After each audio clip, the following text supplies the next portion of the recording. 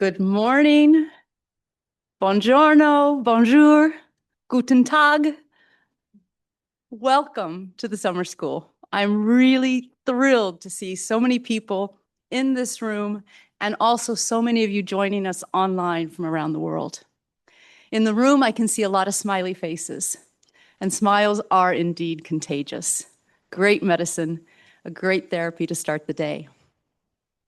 So my name is Suzanne Suggs, and I have met many of you, but there's a lot of new faces out there, and I'm certainly online too. I know of some of you I've met in the past, and some of you I'm meeting for the first time. I'm really thrilled to get to know you, get to know your experiences, and share with you this wonderful place called the SSPH Plus Lugano Summer School. Here we are today, August 2026. We are 35 years old.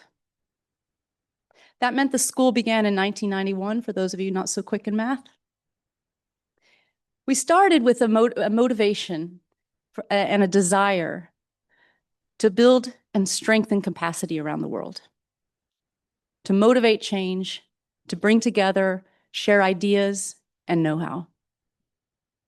Now, 1991 was a special time, and I've written down a few historical facts that I'll just refer to a little bit here in my notes. The Soviet Union had just ended. HIV/AIDS was spreading, and Mount Pinatubo in Philippines had just erupted. Now that's significant because it was the second large volcanic eruption of the 20th century. And it reminds us today that nature can't be controlled, and it has serious health effects. Climate change was then labeled global warming. It was treated by too many as a myth or an inconvenient truth that was too big or didn't warrant action.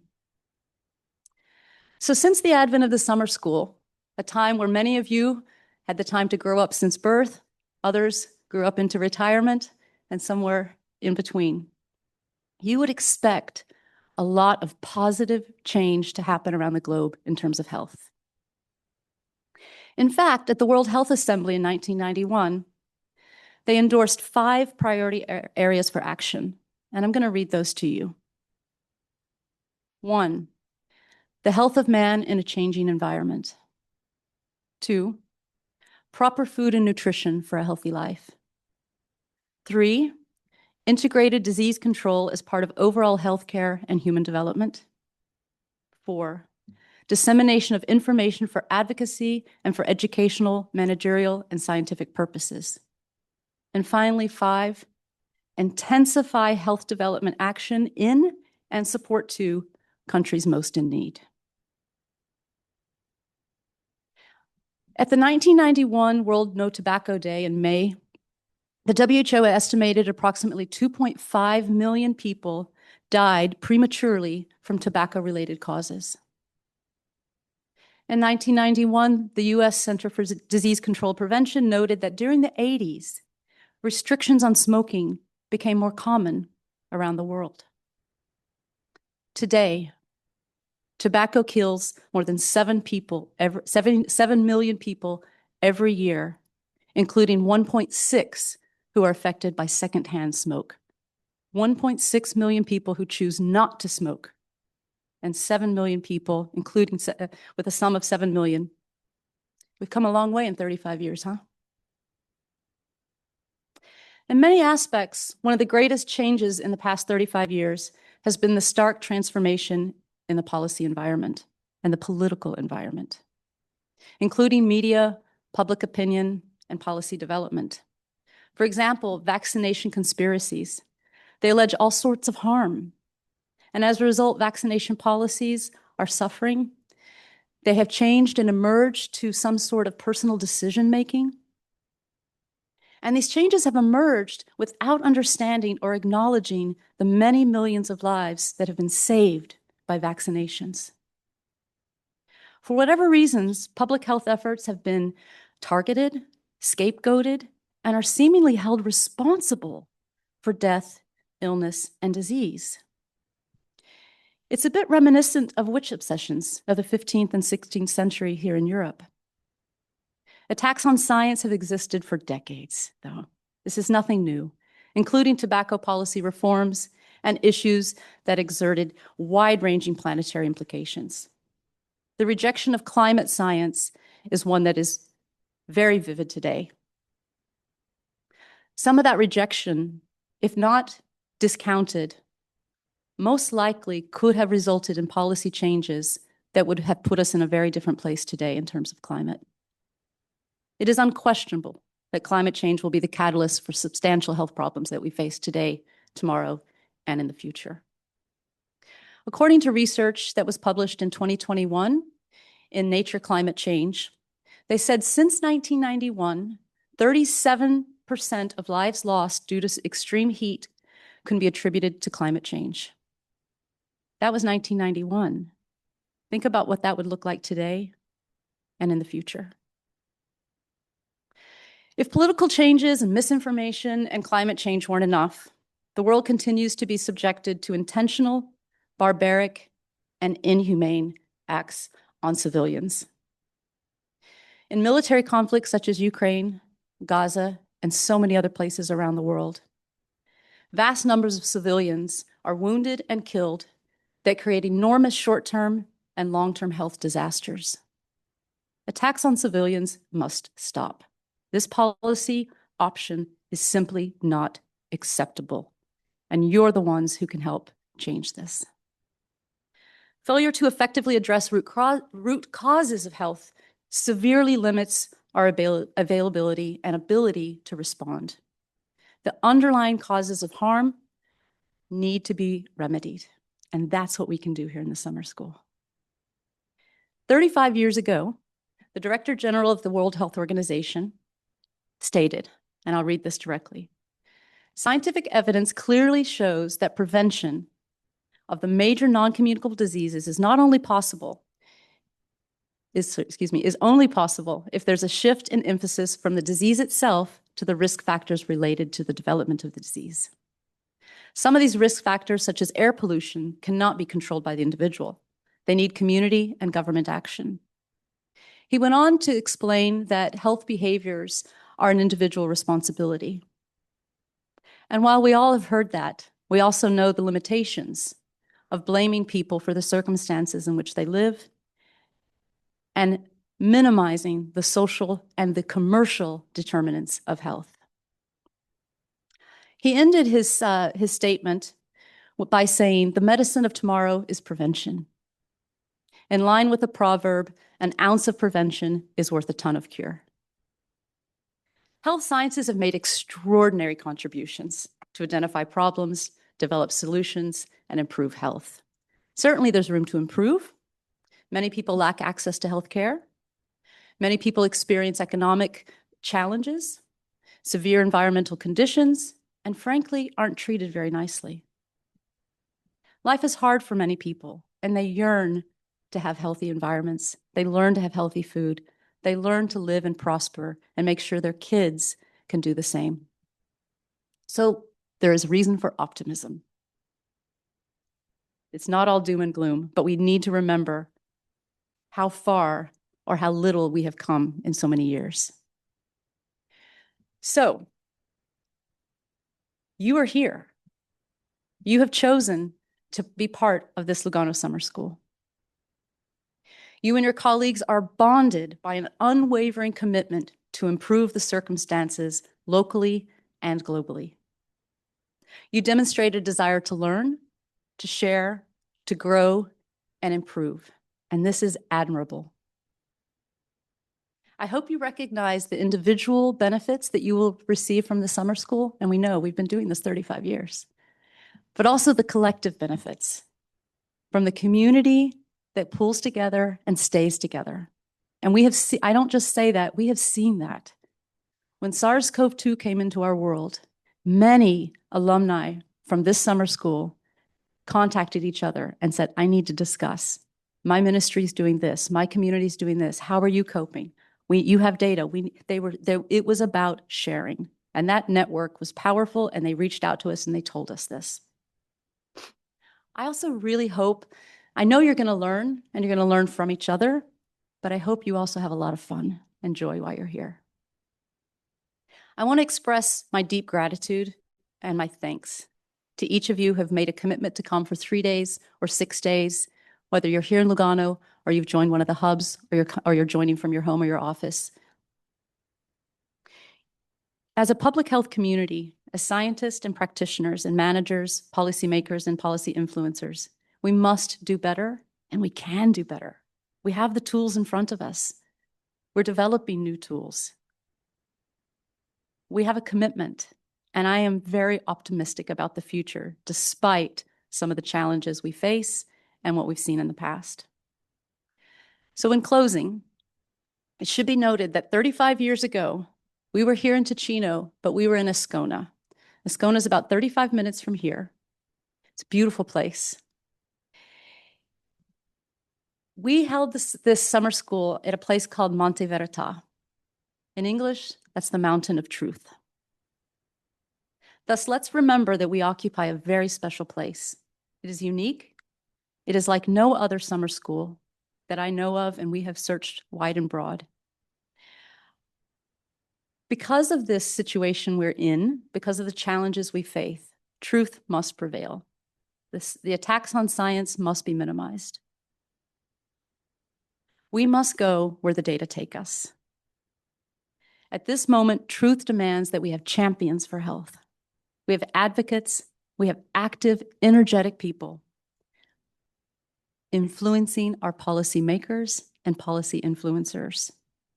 It is our duty to ensure that every child born on this planet, regardless of where they live, has an opportunity for a healthy and long life. And I am very optimistic that you are going to help to make that happen. So with that said, I am really pleased that you're here, and I'm very pleased to welcome on stage my friend and my colleague, Professor Marcel Tanner. Those of you who don't know Marcel Tanner, you're about to get to know an incredible person, and incredible is a really light word. Marcel is going to help us understand the hidden barrier to health. He was the director of the Swiss Tropical and Public Health Institute from 1997 to 2015. He was the president of the Swiss School of Public Health, and he has worn more hats than any of us could fit in a closet. He was professor and chair of the Epidemiology and Public Health and Medical Parasitology at the Faculties of Science and Medicine at the University of Basel, and he played a key role in developing the epidemiology and public health at the Swiss and global levels. Is there a country you haven't worked in, Marcel? Probably not. He was president of the Swiss Academies of Sciences until 2023. Besides research, the capacity strengthening and North and South partnerships were his main interest. He's a partnership person, all about partnerships and investments. Also from human capital, not just investments from money, although we need those too. Yes.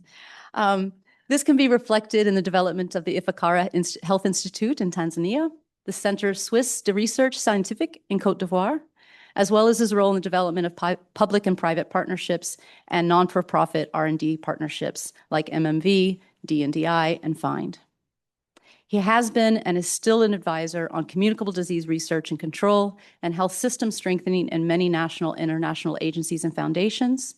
He has directly supervised over 265 PhD students who are all around the world doing amazing things, including some of our political leaders in various countries.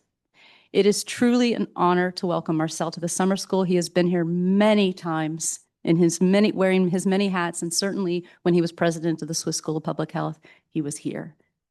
I welcome you to the stage, and I thank you for being here, Marcel. Thank you very much, dear Susan. Good morning, very dear colleagues and friends. It's wonderful to be back here. And I mean, you overdid it a little bit, you see, even you have put the picture in this presentation. I didn't put the picture in the presentation. But I'm pleased that you didn't take a picture sitting in a library or somewhere, because what I like is to be where action is. And so I accept that you put this picture. No, thank you very much.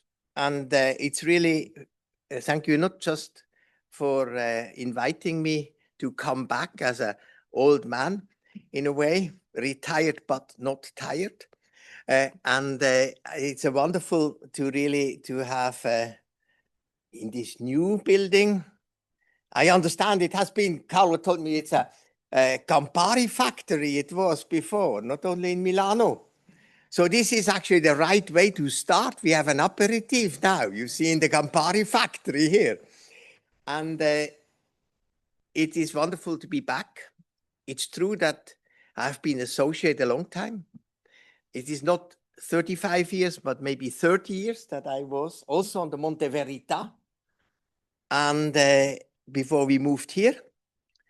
And it is this way, as Susan so brilliantly described, you see, is this preamble that you made is really wonderful.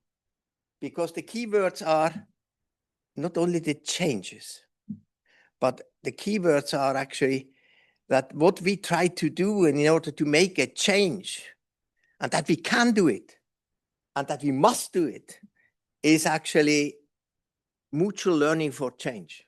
You know, it's not help, assistant. It's mutual learning for change. And that is actually the expression of partnership, and not projects, programs.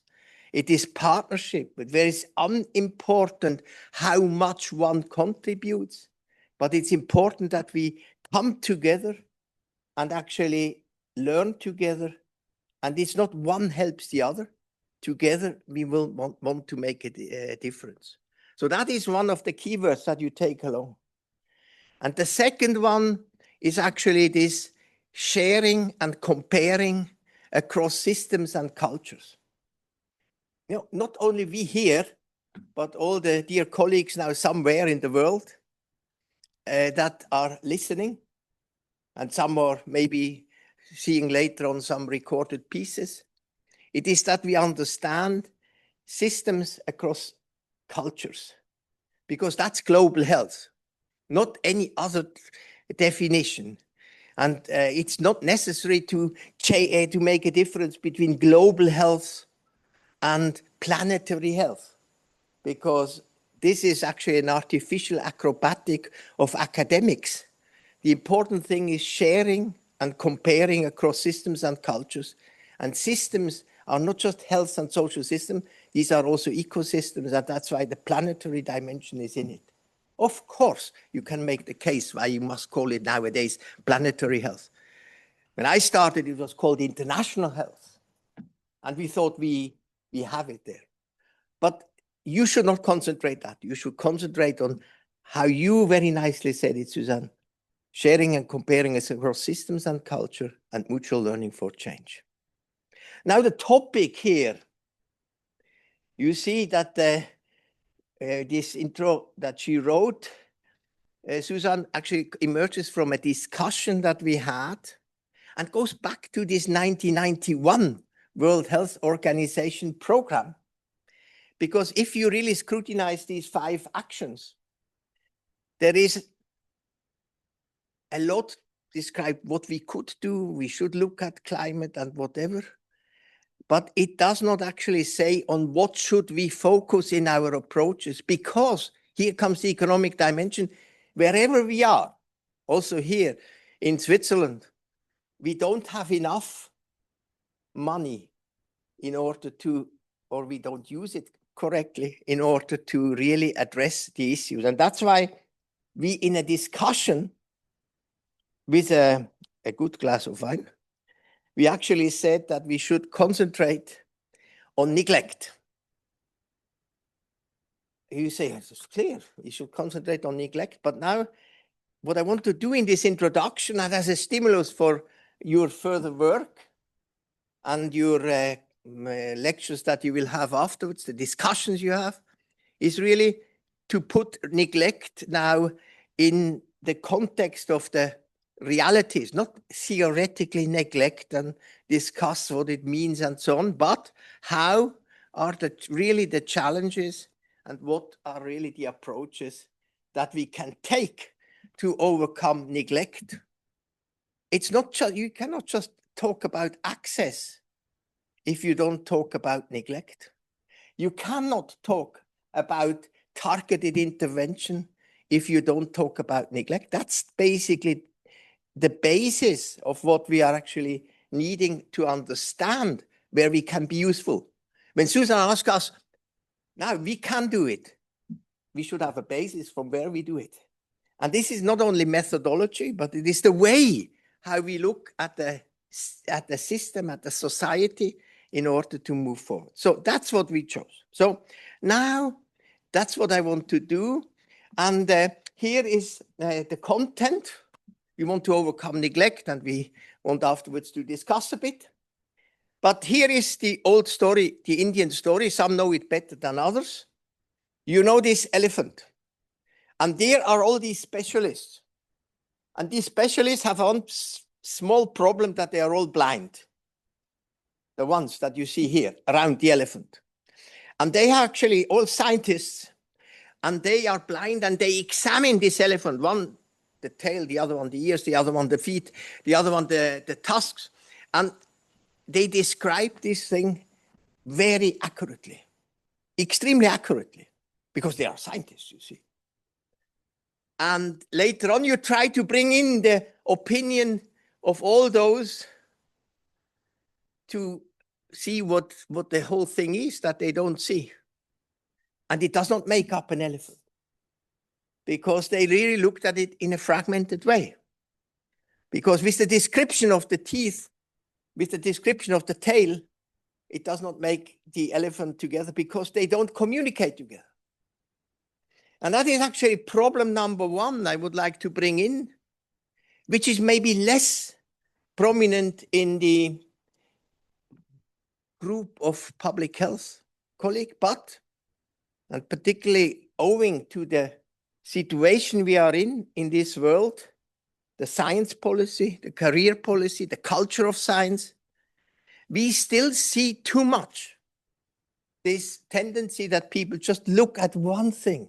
They have a nice project, but it doesn't work together. They can make wonderful publications. Okay, that is important for impact factor and for H indices and all this crap. But it does not make a better health in a society. And I think this is something which we should, this is a very old Indian story. This we should keep in mind when we look at our societies and our field of public health. It's true that when you are in the middle of a PhD, you may actually only examine the ears or the tail, but you should never forget, because you are not blind, because these dear colleagues are not just here for IT and so on, they are actually in the middle of their PhD. And they should actually then, because you are not blind, really see the whole elephant where it fits in. So that is point number one. It's very interesting that our guiding principles for many are the SDGs. Now examine these 17 SDGs. I mean, you never find the word neglect there. You find many other things, the water and the poverty and so on, but you don't find the word neglect in the 17 aims. The most interesting thing for us, as you could easily conclude from Susan's introduction, is actually number 17. That's the partnership aim.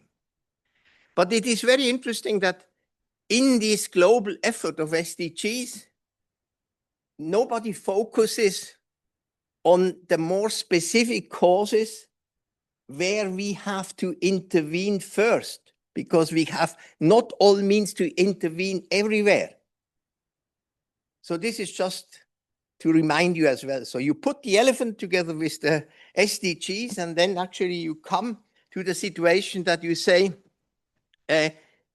what does it actually matters now in our situation? Don't worry, I will not elaborate on this. Susan has done this and you will do it more. But I think also the list that we generally show on where actually the transitions that happen are important. You don't have to picture, you get this presentation, so you have it and you can modify it and you can use it hopefully somewhere once. So you can get this one. They will organize that. And they will also be sent to all the other ones attending. So I think the important changes that we have to focus on is actually the changes in the disease systems, the changes in the, as you know very well theoretically from the demographic and epidemiological changes.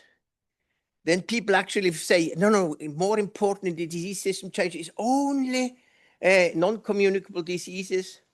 It's a wrong dichotomy that we have. If you find people who say, I'm a non-communicable disease specialist, and the other one say, no, I'm a communicable disease specialist. But I think what the important thing is actually the interaction, because you overlook many things if you don't look at interactions and the multimorbidity and so on. We have the emerging and re-emerging diseases. There, the underlying principle is actually the zoonotic nature. We have about 1,400 communicable diseases, and 800 are actually occurring in humans and animals. I mean, we have only seen a few from rabies and a little bit the SARS, the 1 and the 2, and so on. There's much there still in the zoonotic world. The health and social systems is actually a very important transition that we have to look at. As you know, again, that's why my elephant model is not a weird one, because the Indian one is because we have too much. Actually, here is the public system, here is the traditional system, here is the modern system, whatever. And we don't look at too much at the syncretism that has occurred in our pluralistic health systems. It's not just about public and private, it's the syncretism where people learn also from each other and actually try to serve. The geopolitical multipolarity, you know that, the disaster of these days, particularly of the last years. We don't have to go in this situation. Unfortunately, Susan didn't mention that with all Ukraine and Gaza, we actually forgot Sudan, where you have 11 million people actually had to leave the country. Just as another point, these disasters all over the place, we have to deal with, but we still remain optimistic. We have, of course, the wonderful world of innovations where things go very well, and now you see, here we communicate with the hubs. When we were sitting on Monte Verita, we could hardly communicate with Ascona from the hill. And this has changed, and this has given us really a new drive. And the artificial intelligence, of course, is very important. But as you will hear from other dear colleagues, this is also something that we have to watch carefully, not to say that it's useless, but that we have to make it useful, and the environmental changes. But again, in these general things, we are actually not going to the roots of some of the question. That is actually this word neglect. On our way to access, to universal global access, and to the dogma of universal health coverage, I think it is very important that we understand that the underlying causes are, as you could see with these transitions, are the inequalities. The inequalities, what do the inequalities actually create? The inequalities create, as I say here, I mean, we have the changes of diseases in different contexts. You have different changing risk groups. It's not always everywhere women and children who are the risk groups in the same way. It is this dynamic that is important. And this leads to the dimension of neglect. These are the neglected diseases. And here I would like to put in very clearly not just the diseases, the neglected tropical diseases, but it's actually also the diseases of poverty. And the one thing where everybody says we will have the next pandemic with the AMR, the antimicrobial resistance, they say it, but it is not seen as really a neglect. I mean, sequencing every germ you find somewhere in a hospital or in an environment does not make you sure that you have the AMR problem in hand. And we get back to that one. the neglect of social health and social system. Also the neglect, this goes to the 1991 question, the shift from diseases to risk factors. That means determinants. And I think this is something which we have never expressed it like that. And just as a small insert here, this was when we talked about neglected tropical diseases, that's the old picture. When first this was put forward in 2002, it shows, and we don't go into detail, that actually here you have the DALIs, that's Peter Hottes who did this, 80 million disability-adjusted life years we lose with HIV. We have then the big three, malaria and TB. But then you have all these neglected tropical diseases, the yellow thing, which added up makes the red thing. That means it is a huge burden of about 50 million disability-adjusted life years that we lose every year due to this neglect, only for these neglected tropical diseases. If you now put it together with the other factors above, I mean, we lose a lot more. Just for the neglected tropical disease, we still estimate that about 1 billion people in the world are concerned with them. So how to tackle this question of neglect? And I take you back now. Now you just see a few pictures. Don't have to say a lot to that. But it is actually the attempt that we tried to make in this call that we had in 1991 to really get closer to this question of neglect.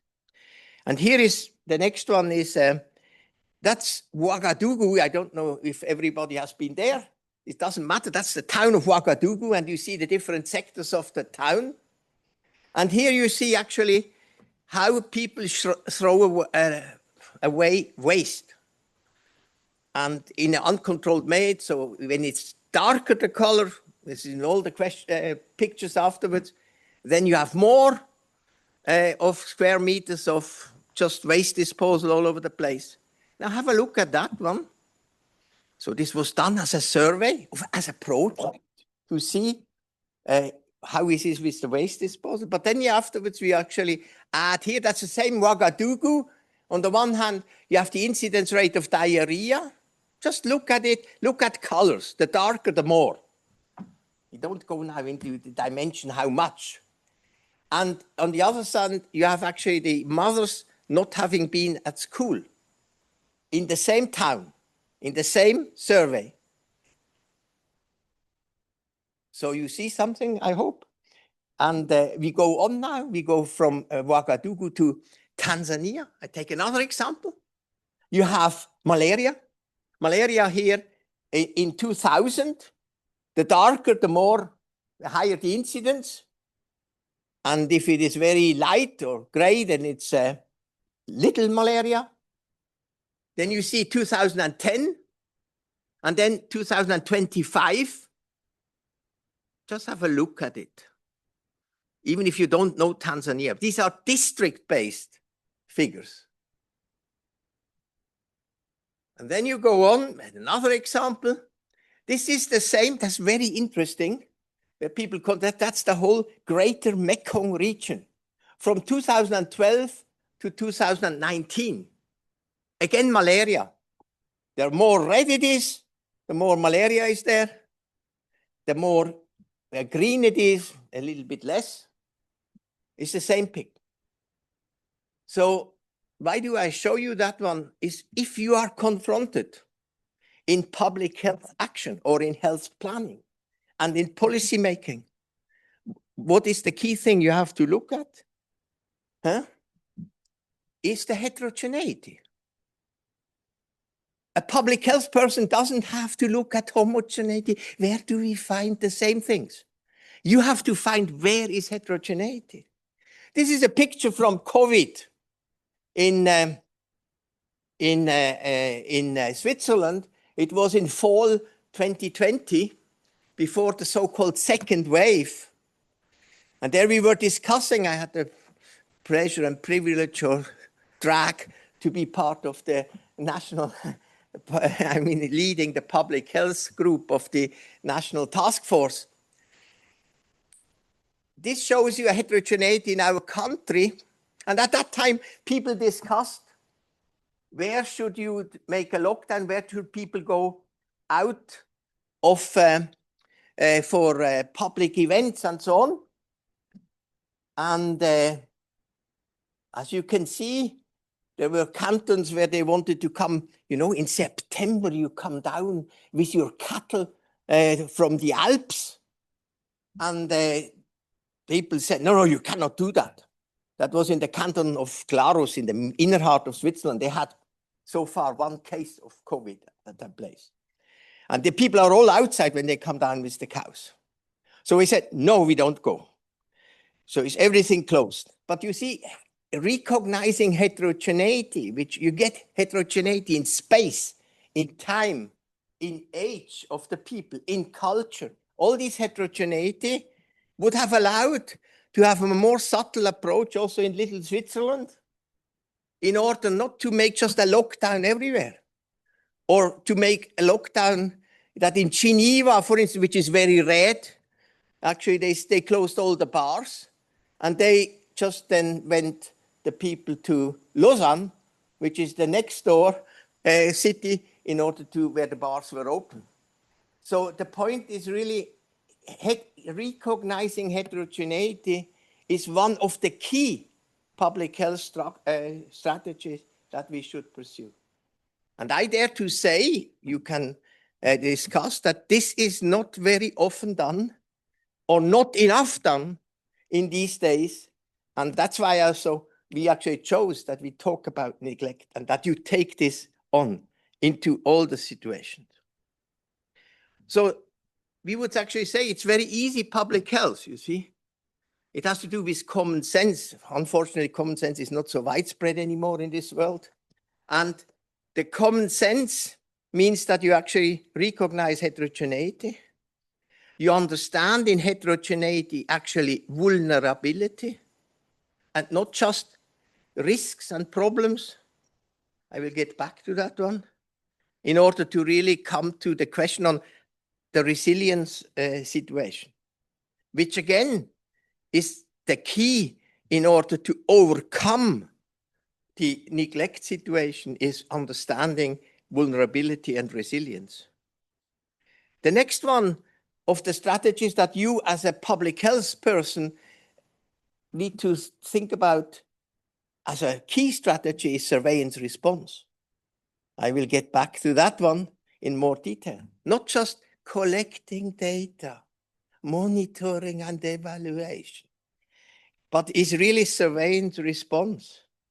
And the other one is actually really to reach equity effectiveness for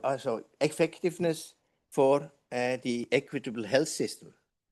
And we'll go back to these things later now in these three ways. Now, first comes the risk and vulnerability. You see, blue is the situation of the epidemiologist. The epidemiologist has learned quantitatively to establish relative risk, attributable risks, and identifies very quickly risk groups. Then, not always done, is an economic assessment. I mean, Luca is smiling, knowing that one. This is just a point, you see. When we started with the Swiss School of Public Health, plus the economists, not Luca, were actually wanting to have it separately, that we have Swiss School of Public Health and a plus, which I later on said it's just a Swiss cross. It is not, but the economist said it's the economy. And I always said, public health without economy is crap. It's not working. So that's how we want. And then we design interventions, because we have done everything. If you come from more the social side, you say vulnerability is important. And there you look at exposure, capacity, and the potential of the people, and its variability over time.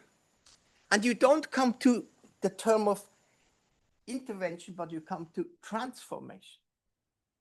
And I think this is a very important thing, you see,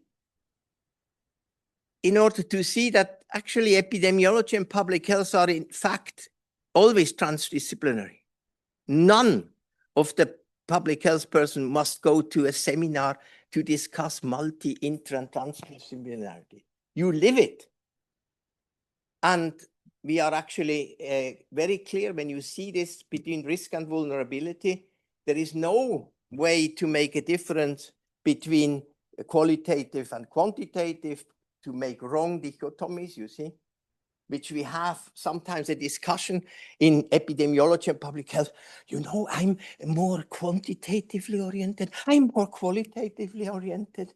And yes, this is crap, because you cannot understand what I write at the end.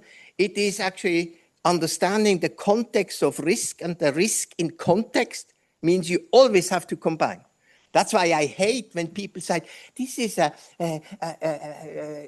mixed method paper. That's a crap. I mean, a good public health paper is always mixed method, because you cannot understand quality and quantity.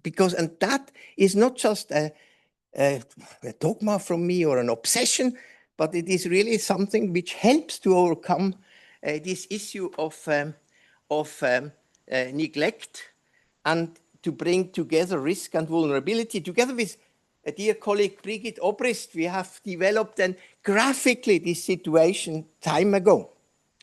And I think this is important for understanding. On the one hand, you have risk, and on the other hand, you have practice of people that comes together to understand vulnerability and resilience in the way that I tried to show before. And this actually can lead in public health action to mitigation and transformation and to the intervention. And you see, this is actually the way how, once you have in an area discovered heterogeneities, and you see, here is a place to undertake something, how you can reach a tailored intervention to the setting. I get back to that one. For you that may have, some of you know that, some may be less. I mean, a reference to the methodology, very practically, is actually the participatory action research, which actually is the roots in the Institute of Development Studies in Sussex, where you can find, and another very interesting thing is what is called, is actually the same, is Recherche, Action, Formation, research, action, and training. This is actually from Enda Graf Seil. This was used to really mitigate the problem of Casamance in southern Senegal with the agriculture. It started with agriculture that we have later on adopted to the urban health situation in the Sahelian cities and many other places. And this is actually bringing together this picture into an action that you are recognizing where to go, heterogeneities, and bringing in practice, the people, the empowerment, together with the epidemiological approach of measuring risks in a qualitative and quantitative way. So something as a stimulus. Again, pictures. The red one is a risk assessment in Laos, where, and this comes from a project that we had in a national research focus over many years, with the University of Bern was very much involved together with Swiss TPH, and here FAO as well, the Food Agricultural Organization. The red one shows the risk of the population in Laos, again district-based. And there you see heterogeneities. It's not the point now.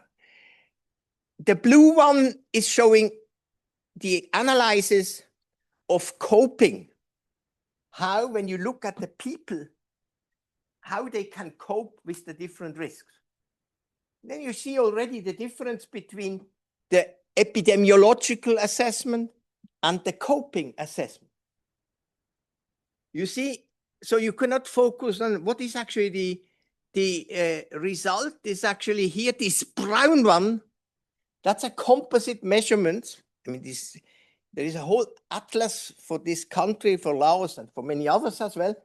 This is actually then the vulnerability list map. Sorry, it's not the list, the map. The vulnerability map of Laos. That's the brown one.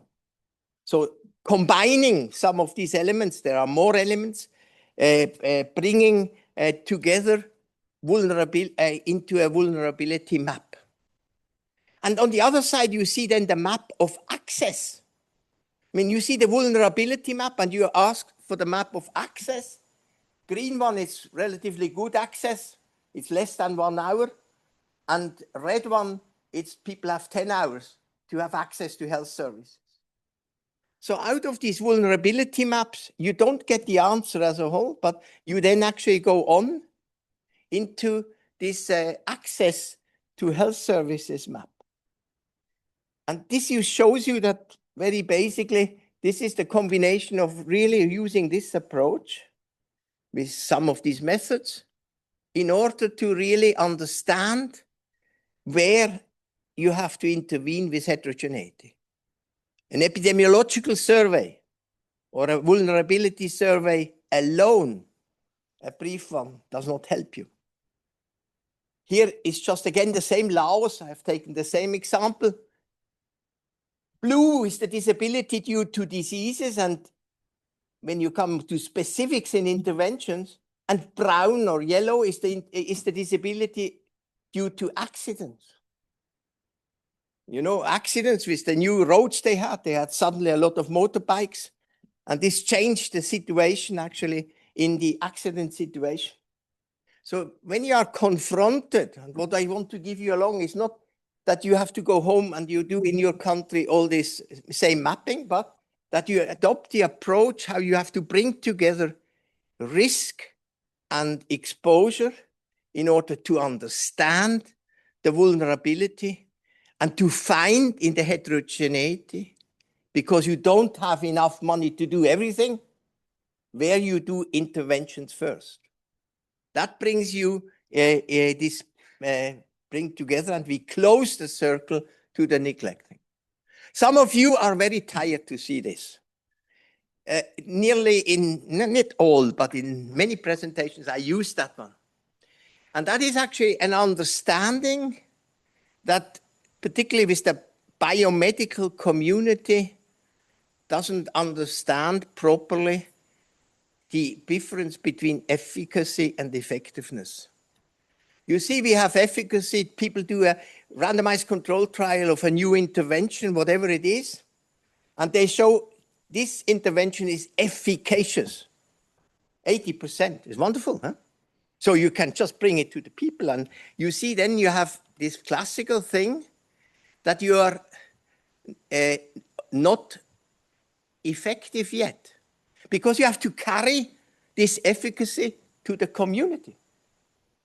And if you start with 80%, and then these blue boxes are actually boxes on health systems factors and on factors how you collaborate, partnership factors. And if you don't have 100%, then your 80% efficacy, they collapse. They collapse to 29% in this example. You can do your own examples, with your own situation. And you are only carrying 29% to your community. And I think this is something which when we address, when we say, oh, here, that's the place where we have to intervene. We have a very good intervention. I think it is important that we carry this through. You know, if you want a very drastic example, the efficacy is the magic bullet. But the health and social system is the magic gun that carries the bullet to the people. And you know, many biomedical papers, they end in Nature and so on with saying, and this offers great opportunities to cure the whole world or something like that. and if some students write this in their discussion of the paper, I always say out, because you have to bring the tool to the population. And they're even more important, and this is very important, is the equity effectiveness. You know, very often you go to places and people show you the graphs on how they have improved the vaccination of children. And so you see the graphs on the computer nowadays. Before it was in dispensaries on the wall. And then you say, oh, look, that's very good. You are at 80%. And then the second question is, but you know what? These 20% of effectiveness, who are those people? If these 20% of the people are actually the poorest or the most neglected in a way, then you are not equity effective. You are just effective. And then we come to the state and your policy dialogue. In a way, and this was very dramatic in the COVID time, but it's also dramatic in the climate discussion and so on. It's not just Monte Verita, truth and evidence, but it is actually showing with a cost utility and cost benefit assessment what actually a state does do. It's not looking at if you have 5 side effects of a vaccination and you say that then you have actually to stop the vaccination. It's the cost benefit, cost utility dimension that makes you, gives you the options for actions at the social political discussion. And I think this is something which you say, of course, I know. But if you know, then it's wonderful. But then just go back to these many of the decisions that are taken and look on how many, in the name of working for neglect, people have really done a proper cost utility or cost benefit assessment. And I think this is something which is very important for this whole policy dialogue. This is then the next point is actually surveillance response, and I finish then soon. Surveillance response, you know, here the picture below, these are fire brigade people in the forest. And they are just running as soon as, and that's very now during the heat and the time, you have to go when the first smoke you see. And the question is, why is this an important strategy in public health? It's because you identify early, and you are not just saying, oh, I have found a fire, but you have a response package. And here is something which became very clear in COVID. Had we actually identified very early some of the foci of transmission, we could have acted much more quickly, and we would not have to have a lockdown of whole countries and so on. And then we had actually in Switzerland this very famous, and in many other countries, COVID app, but in Switzerland it's very interesting. The point was that it was actually not compulsory to download it, so only 3 million people had downloaded it. But more importantly, when you got the signal, oh, I had a contact with a COVID person, you were also not obliged to phone the Federal Office of Public Health, but you were free to phone, you see, data protection law. And so you were free to phone. And so it was on a Thursday you get this contact, and then you said, oh, now I have a very beautiful weekend. And so I will only call on Monday. And I think then the whole issue of surveillance response gets lost, because the time from Thursday to Monday you have already spread if you had positive contact. So my point here is that we fell on the nose worldwide, because most of the countries, they don't have surveillance response system. They have data collection system. And you know, data collection system with monitoring and evaluation, it takes time, you see. And you know, many systems function with best available data. Have you ever really seen the abbreviation of best available data? It's here in blue. It's called BAD, best available data. Actually, what we aim at, and that is not just a joke, is at minimal essential data in space and time.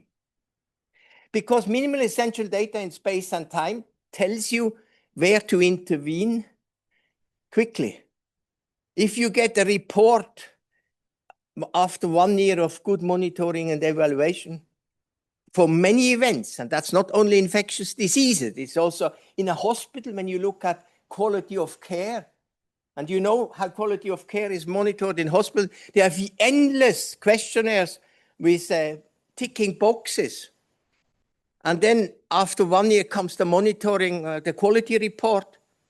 And I think you must detect very early when you have a problem with your quality of care.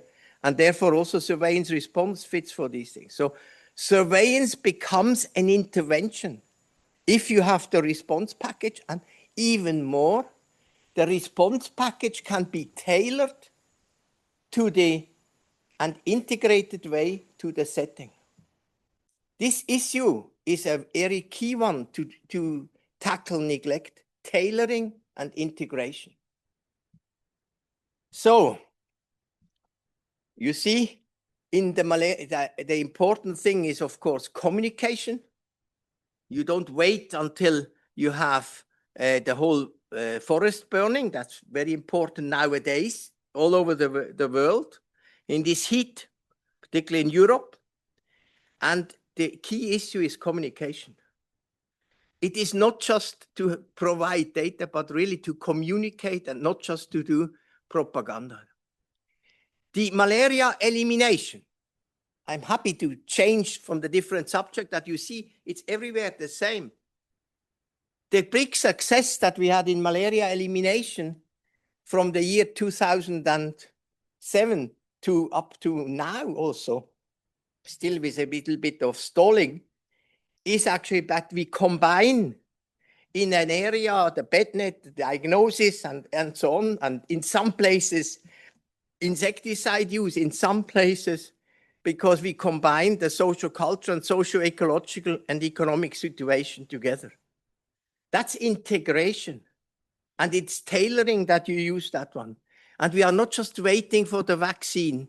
Vaccine is a good component in addition, but the issue to tackle now you see the thing, you have heterogeneity, you have surveillance response, you place it together, and as a response, you are actually tailoring and you have an integrated approach. That's how we think we can overcome it. Now is communication. That's very interesting. This is an example from Tanzania. This shows you the pathway for the medicines and technologies in Tanzania. Somebody has taken the thing. Who is responsible? This is not the inside of your computer. This is the Tanzanian health system only for medicine and technologies. I accept that in such a situation, in this fragmentation, communication becomes extremely difficult. How do you, in such a system, ensure that people know from each other and actually have a flow of processes that really makes a difference? So the big question is, who is that? This is you doing public health or global public health. You have to walk the tightrope, and you have, at the same time, you have to juggle all these different things. You see, one of these juggling is juggling the heterogeneity issue. The other one is actually juggling the surveillance response issue, and the other one is juggling the vulnerability thing. That's what you do every day. And you should also communicate. And in the communication, there's still a big room. That's your thesis, and not your thesis, their thesis, of course. I think we go back to a very mechanical example in this digitalized world. You know, the old machines, they had a transmission belt. And it was not just a few transistors that were regulating the things. And the transition belt means actually that the dialogue from science to policy and society. I see it always like that. And this transmission belt only functions now in the transfer sense if roles and responsibilities are very well defined. So in this complex situation that I tried to show you on communication, not propaganda, not information, communication, it's very important that we have processes where roles and responsibilities are very well assigned.